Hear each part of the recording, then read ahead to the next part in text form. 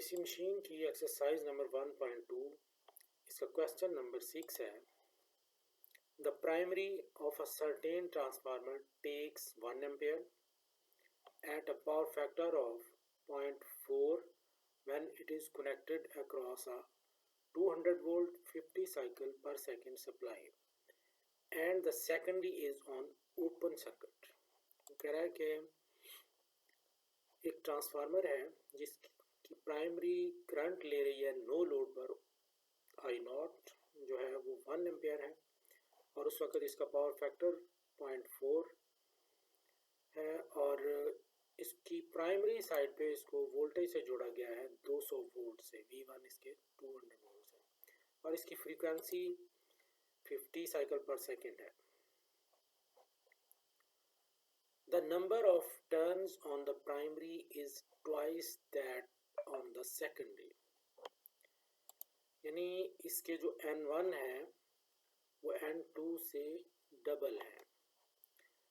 A load taking 50 ampere at a lagging power factor of 0.8 is now connected across the secondary।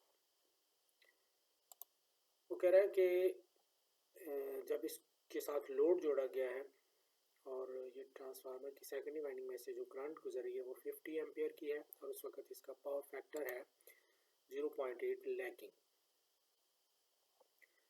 What is now the value of primary current. इस सूरत में हमें primary side की कुल current बतानी है यानी I1 मालूम करनी है। चलें इसको हल करते हैं। प्राइमरी करंट I1 हमें मालूम करनी है और उसके लिए मुसावात होती है I0 square plus I2 dash square plus 2I0 into I2 dash into cos 5 और इस सब का अंडर रूट। इस मुसावात से हमें I1 की वैल्यू मालूम होगी जी। तो चले इसको हल करते हैं। K बराबर होता है यानी इसके नंबर ऑफ टर्न सेकेंडरी की और बटा प्राइमरी की N2 बटा N1। तो यहाँ पर इसकी सेकेंडरी की जो टर्न्स हैं वो हाफ हैं प्राइमरी से, तो इसलिए हमने इसको 1/2 ले लिया तो ये 0.5 आ गया। अब हम I2 डैश मालूम कर सकते हैं। I2 उसने बताया हुआ है 50 एम्पेयर, तो K के साथ जब I2 को मल्टीप्लाई करते हैं तो I2 डैश हासिल होता है। तो I2 की वैल्यू 50 है, K 0.5 है, तो ये 25 एम्पेयर I2 डैश आ चुका। cos phi नॉट उसने दिया हुआ 0.4। अब यहाँ से phi नॉट की वैल्यू में मिल सकती है cos phi not, cos phi inverse कर लेंगे, 0.4 का cos इन्वर्स ले लेंगे तो ये आ जाएगा 66.42 phi नॉट की वैल्यू आ गई है। अब हमने ये मालूम कर लिया है तो यहाँ पर ये फेजर डायग्राम में देखें कि ये I2 हमें मालूम थी तो इससे हमने I2 डैश हासिल किया है जो इसके दूसरी साइड पे है प्राइमरी साइड पे, यानी इसको जब हम मालूम करते हैं तो I2 डैश होता है। और हमारे पास cos phi नॉट था, उससे हमें phi नॉट मालूम करना है। phi नॉट एंगल कौन सा है, ये I नॉट, ये जो I नॉट करंट है और इसका V1 से जो एंगल है वो phi नॉट होता है, यानी ये वाला एंगल ये phi नॉट है, ये भी हमने मालूम किया है 66.42 जी। तो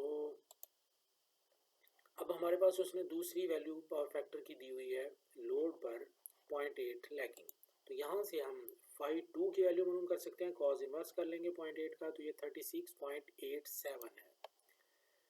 अब यहाँ से हमारे पास ये phi जो है ना ये हमें मालूम करना है जो कि phi नॉट माइनस phi 2 करके मिलेगा।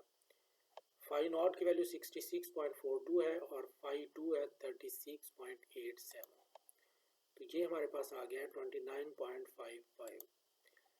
अब यहाँ पे देखें कि ये phi 2 है, ये वाला 36.87, ये एंगल होता है I2 डैश और V1 के दरमियान का, यानी जैसे E2 और I2 का एंगल है ऐसे ही ये सेम एंगल यहाँ पर है। यहाँ पर ये phi 2 होता है और यहाँ पर phi 2 डैश हम इसको कह सकते हैं, एंगल वही होता है। तो ये फाई, ये वाला फाई कौन सा है? ये आई नॉट और आई टू डैश के दरमियान का ये वाला एंगल है। ये हमें चाहिए आई वन मालूम करने के लिए। तो ये एंगल मालूम कैसे होगा? फाई नॉट यानी आई नॉट और वी वन के दरमियान के एंगल, और इसमें से ये वाला एंगल अगर माइनस कर दें तो हमारे पास यही एंगल बचता है जो कि फाई है। तो वही हमने मालूम किया है यहाँ पर जी। तो अब हमारे पास ये मुसावात है, इसमें वैल्यूज़ पुट करनी है सिर्फ।